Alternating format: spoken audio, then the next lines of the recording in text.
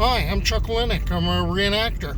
I used to be a history teacher, and I used to use living history in the classroom. Well, now that I'm out of the classroom, I'm exploring California history and putting videos up on my YouTube channel in order to share what I end up finding. So I've been going to the missions and the presidios. I've been following the trails of bandidos, and also been getting into ghost towns. Well, it turns out I've been at this one town that is labeled by some people a ghost town. Actually, I consider it a historic community. And this will be the town of Caliente. So I hope you stick with me. Caliente, okay, Spanish for hot. It's an unincorporated community in Kern County.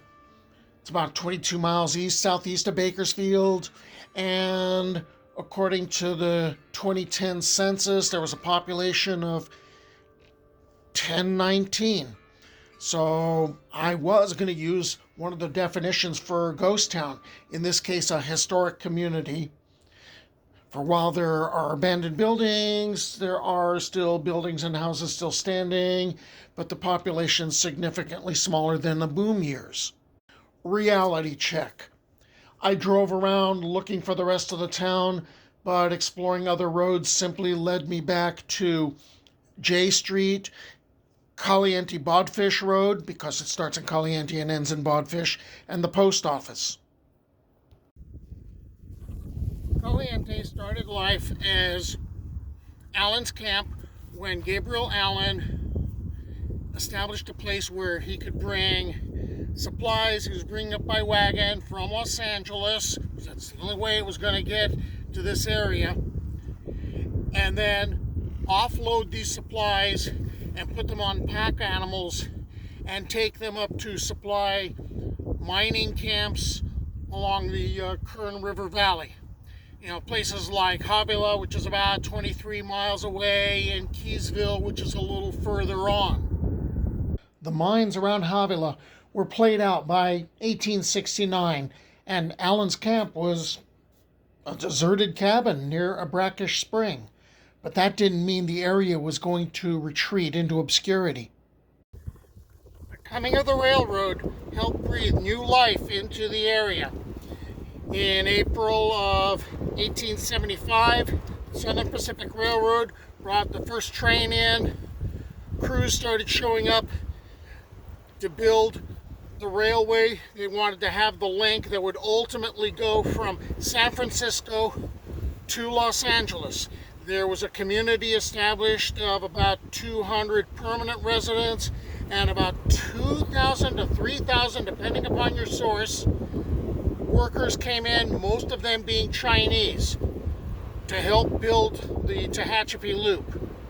There were two major functions to the town: a shipping center for the nearby cattle ranches and for freight heading to and from Cerro Gordo, at that time the largest producer of silver and lead, and the gold camps along the Kern River.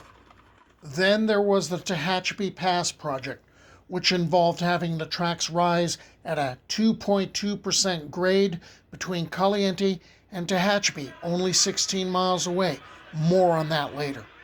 With the railroad and the influx of workers, there was a town with some 60 buildings. The south side of the street along the railroad tracks had several general stores. There were 3 hotels, a couple of drug stores, and more than a dozen restaurants. The north side of the street was made up of saloons only. There were over 20 of those. The post office was established that same year. The name Agua Caliente, coming from hot springs in the area, was proposed to replace Allen's camp, and that may have been used. This name conflicted with the community of the same name in Sonoma County, so eventually the name Caliente, the shortened version, which is the version that the Southern Pacific preferred, was adopted. Caliente prospered during Southern Pacific Railroad's construction of Tehachapi Pass Line. For a time, The telegraph stage line connected Caliente to Los Angeles. And the Cerro Gordo Freighting Company also ran through Caliente, bringing much needed supplies. I've got to head down the road to where Bealville was in order to tell the next part of the story. With all the work that Southern Pacific was doing in the area, the Southern Pacific Railroad established the Bealville Depot and Telegraph Office, about 1¼ miles south of Caliente on the railroad in 1876.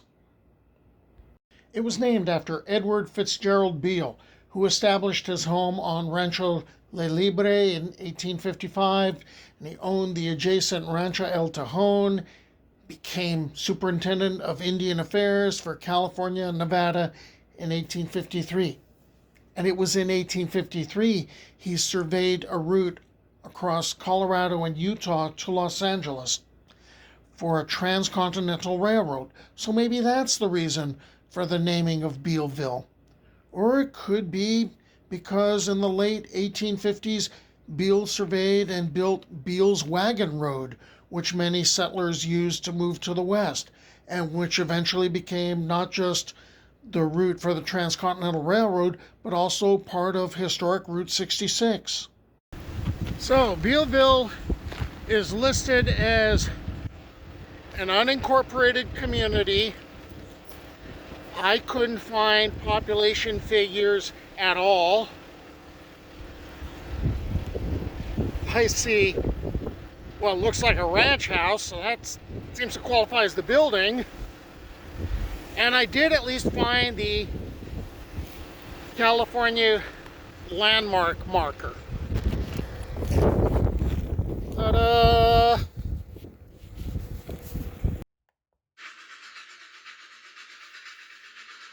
The Tehachapi Loop and its construction is part of the story of Caliente. One of the engineering feats of its day, the loop was built by Southern Pacific Railroad to ease the grade over Tehachapi Pass. Construction began in 1874 and the line opened in 1876. The project was constructed under the leadership of Southern Pacific's civil engineers James R. Strobridge and William Hood, using a predominantly Chinese labor force. The Tehachapi line necessitated 18 tunnels, 10 bridges, and numerous water towers to replenish the steam engines. Between 1875 and 1876, about 3,000 Chinese workers equipped with little more than hand tools, picks, shovels, horse-drawn carts, and blasting powder cut through solid and decomposed granite to create the helix-shaped 3/4 mile loop with grades averaging about 2.2% and an elevation of 77 feet. After crossing the pass in July of 1876, the route was finished in under 3 months, completing the 478-mile link between San Francisco and Los Angeles. It would get extended in 1882 through Southern California and the Mojave Desert with 8,000 Chinese men working under Strobridge. The boomtown attracted all manner of people. And with that population of 3,000, this being a boomtown, Caliente was essentially lawless. You see a bunch of unsavory individuals that are attracted to the town. You have outlaws lurking in the hills ready to rob stages, and one of those guys is going to be Dick Fellows. Dick Fellows had a 14-year-long career as a stagecoach robber and horse thief, and displayed both tremendous daring, shocking ineptitude, and amazing escape skills. His stories of triumphs and travails made him a household name throughout California. Wells Fargo and Company suspected Fellows of committing up to a dozen robberies between 1869 and 1872. After serving 4 years of his 8-year sentence at San Quentin, the governor pardoned him in 1874. He was soon up to his old tricks. By November of 1875, he was living in Caliente at its prime. There was a Wells Fargo shipment of gold worth $240,000, which was to be transferred from the end of the rail line in Caliente to a stage because that was the only way to get it to Los Angeles. So when Fellows hears of the $250,000 in gold being transported and that it's going to go by stage, he hatches a plan. He gets in touch with another old con, and they agree what they're going to do is they're going to meet about a mile outside of town and they're going to hold up the stage. Well, Fellows goes to a livery stable and he rents a horse. And he's a little bit out of town when the horse decides to throw him off. He lands on his head. How he's not killed, I don't understand. But he's lying unconscious for apparently quite a while. Wakes up, staggers back into town. By the way, the horse has already gone back to town, gone back to the stable. And pretty much the plan is off. I mean, he never meets up with his partner. His partner's not going to rob the stage alone. So that's a fail. Not to be deterred, Fellows has decided he's going to get something on that day. And what he does is he ends up stealing a horse from a livery stable, and he rides, because I guess he paid for the last one, he feels he probably didn't get his fair share, and he rides out of town and he catches a stage that's going north. And he takes the express box, which is of course really heavy, and now he's got to figure out what to do with it. There's a problem. He didn't bring any tools, so he can't open the box. And what he decides to do is he's going to load it up on this horse that he stole. Well, the horse is not having anything to do with this and basically dumps him in the box and takes off and probably goes home. And apparently Fellows got injured. I think the box actually landed on his foot, which shows you what kind of luck he had. So now he's going to carry the box off. And he is pushing it through some bushes. And both he and the box fall into like a 12 to 18 foot drop into basically an excavation. The railroad workers were digging a tunnel. I guess it was tunnel number 5. He lands, he breaks his leg right above the ankle, and apparently the box landed on his foot again, so he's just not having a good time. So now he's going to try to crawl off, and he's taking the box with him because, oh no, after all this work, he's not giving it up. And he goes into a rail workers camp, gets a hold of an axe or some tools, opens up the box. There's $1,800 there. But he's got his broken ankle and his smashed foot, and he's not having a good time. Now, it had been a couple of days between the stagecoach holdup and when he finally got to that railroad camp and broke into the chest. So he's already in agony, and he's hobbling around on crutches that he'd made. And now, by night, he sneaks onto the farm of Sam Fontaine, and he steals a horse and a saddle, and he takes off. Well, in the morning, Fontaine goes into his barn, sees what's missing. He reports it to Kern County Deputy Muhurin, and they track Fellows down because it's so easy. The horse has 3 horseshoes, and then there was a mule shoe that got put on one hoof. So this left a very distinctive trail, and he was found. Okay. And Fellows thinks, oh, they're busting me for the holdup. Here's the money. No, they didn't know anything about the holdup. They were after him for the stolen horse. So now he's taken and he's locked up in Bakersfield.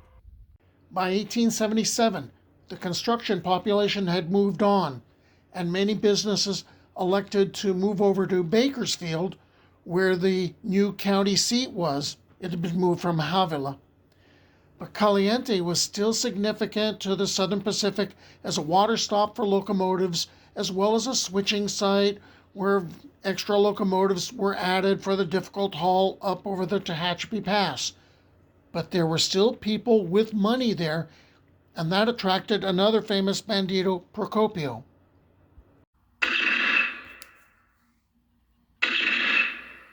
Procopio was one of the best-known bandidos in California history.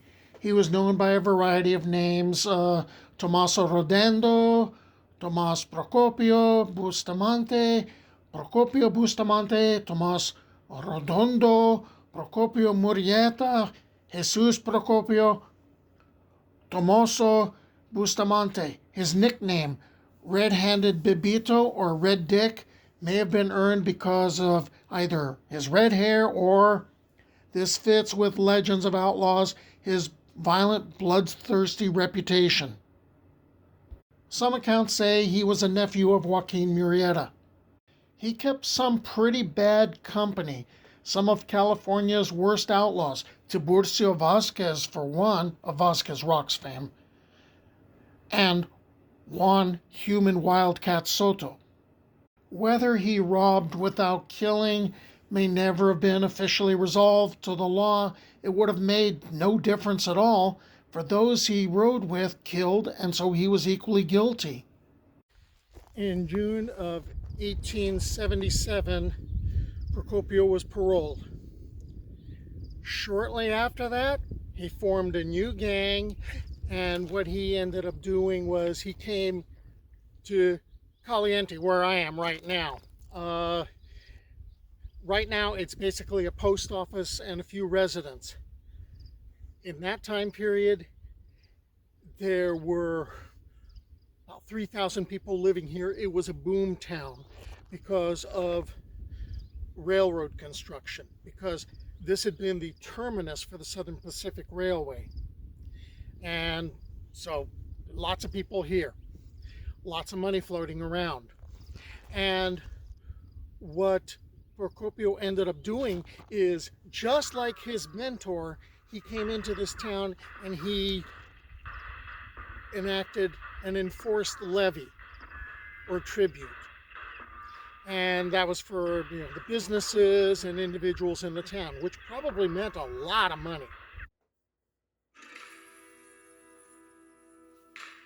The area continued to be hit by hard times after the Southern Pacific building crews left.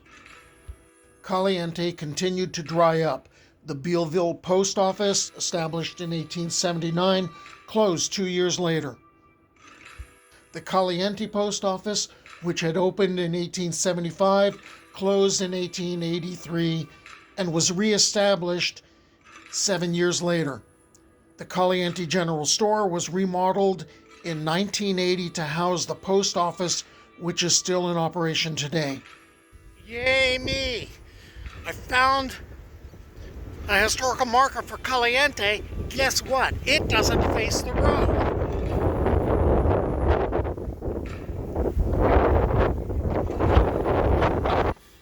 Okay, so that wraps up Caliente and Bealville. My next stop is Havila. So I hope you stick around. I hope you continue to watch the channel. I hope you subscribe, because that would be really cool. Until then, bye.